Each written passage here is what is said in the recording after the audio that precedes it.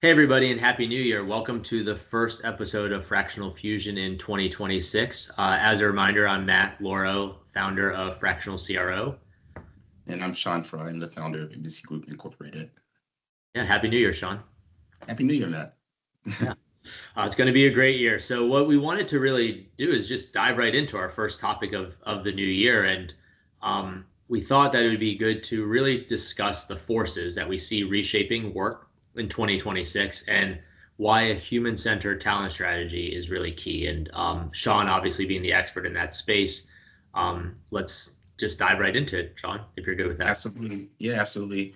Matt, I can tell you just by way of working with my clients across multiple verticals, some of the key themes or challenges that I've seen or observed is that leaders are balancing the need for speed to market, meeting customer expectations, while also meeting expectations of the workforce, balancing the unknowns or uncertainty in the marketplace and in the economy, but also integrating innovation and adoption of AI into their business workflows. So some of the pressure points that kind of come with that is the need to solve problems such as turnover or retention within businesses, but also with AI in particular coming in, closing some of the critical skills gaps that come with adopting those new capabilities that come into play, in addition to mobilizing the workforce. So bridging the gap or navigating the complexities of the hybrid workforce models that come into play with that. So, needless to say, there's a lot that HR There's a lot. to tackle. Yeah, I mean, and I know you mentioned some of the buzzwords that I'm sure we'll discuss as the year goes on, but around AI and innovation and all of these things. So, I mean, there's a lot at play. And I mean, I know you and I have talked a lot about this topic. And one of the things that you continue to talk about is this like human-centered talent strategy. So, can Yes. you describe that a little bit, for the viewers and really how you and the Embassy Group team, how you look and approach that with clients? Absolutely. So the human-centered talent strategy model comes from academia, in particular economics, where you look at modeling business workforce by way of three pillars. One, build, which is really hiring, traditional hiring of talent. Then there's develop, which is more of organic internal mobility, skills development. And then there's rent, which is leveraging external workforce options, such as consultants or contractors. Now, this model works on an economic scale or in, in, in the play or transactional model of economics. But with Embassy Group, my team and I, we've kind of taken that model and put more of a human-centered lens on it, where instead of building talent, we focus on attracting talent. And the reason why, that's important is because, we want to really focus on not the commodity aspect of human resources, but the purpose of being centered around infusing new skills, new perspectives, and innovation into uh, the talent landscape. And this is critical for new markets, evolving business needs, and really the capability skills gap, just bringing in a fresh perspective. And then when we talk about the pillar of develop, um, really with develop, we want to grow our people. So we've attracted them, we brought them into the organization. We want to grow our talent. And this is good for succession and engagement and upskilling. And it kind of hits that, checks the box of, okay, how do we keep our talent? How do we retain um, people, loyalty, institutional knowledge, and ensure that our leaders are ready and capable and able to engage? And then, going back to the economic model of rent talent, um, at Embassy Group, we focus on partnering for talent. And essentially it's the same thing, but we're adding a flexible, more specialized capability. And this is good for projects that we work on with our customers and our clients, where we may bring in a certain level of expertise in certain areas. And this is where the fractional umbrella is super it's a super critical part of that recipe. And we see the value being able to help organizations drive agility, speed, and cost control. I like that. And so two questions on that, Sean. Yeah.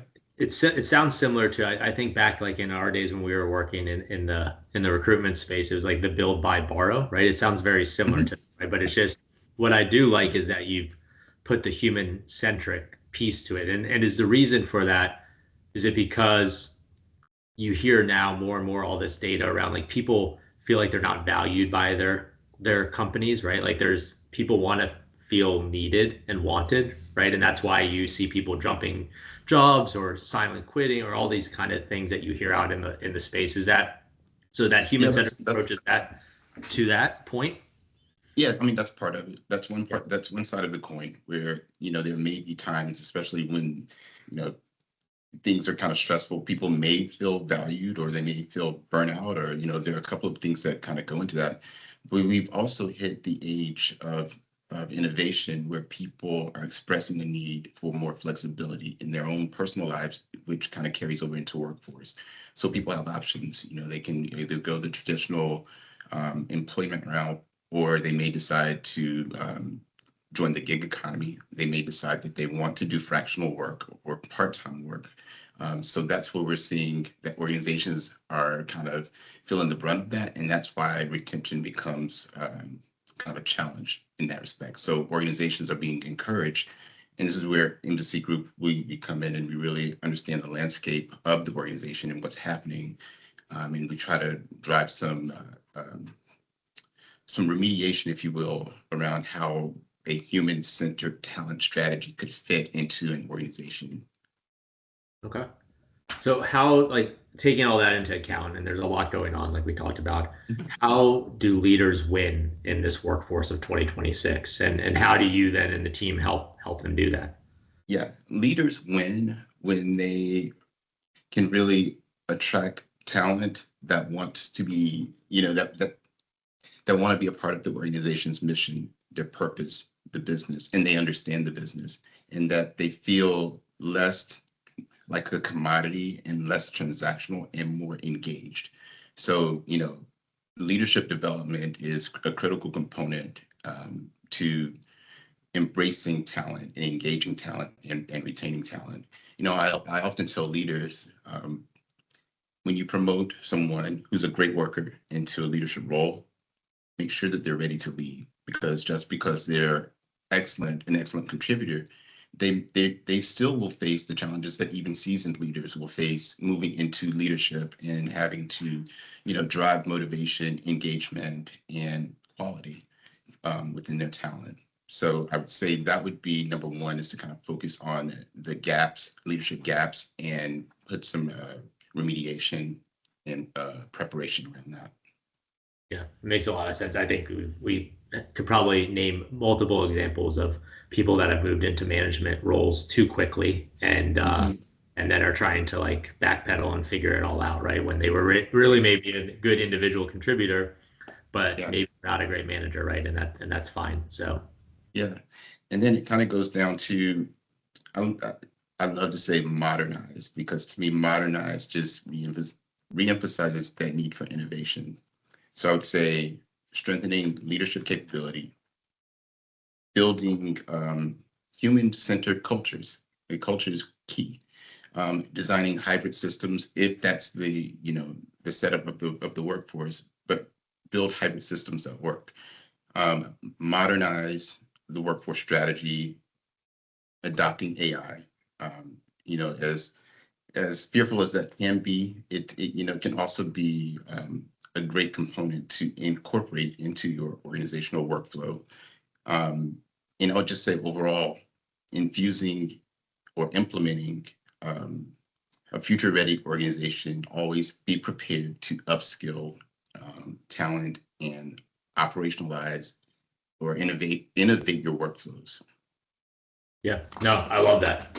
I love that. Mhm. And we could probably speak for hours and hours on this. And I know there's a ton of information and probably a lot of questions from people watching. So, I mean, we're kind of like what are next steps, right, for leaders? I guess Mhm. if there's other topics they want, let us know, right? Like, what do you think to the Yeah. audience? So in terms of next steps, and I'm going to kind of pivot over into your lane a little bit, Matt, before I dive into that. But when we look at, the model of bringing in fractionals, right? It's not only just looking at the operational piece and people and culture. That's a huge component of it. There's also building out and optimizing revenue systems and building operational flows and clarity around how to execute within those lanes.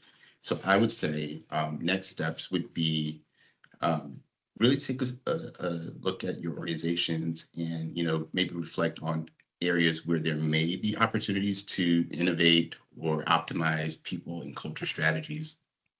I would also say um, Matt and I are always happy to spend time with organizations who are looking at modernizing, if you will.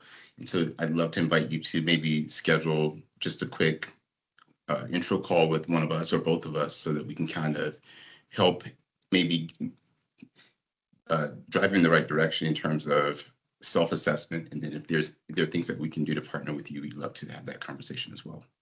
Yeah, no, I love that. And we're easy to get a hold of, right? So DM either of So, us, comment in the comment section below. And if you'd like to be a guest, right, on here and speak about all things talent or revenue with Sean or I, feel free to reach out to. We're as we're building out the calendar for the new year, we're always happy to talk to really smart people out there. So, well, thanks, Sean. Like I said, I think we could probably dive into this, and I'm sure we will as the year goes on into these topics as they kind of materialize throughout 2026. But hopefully, everybody found that super useful as I did. And we'll talk to everybody soon. Thanks, all right, Sean. thanks everyone.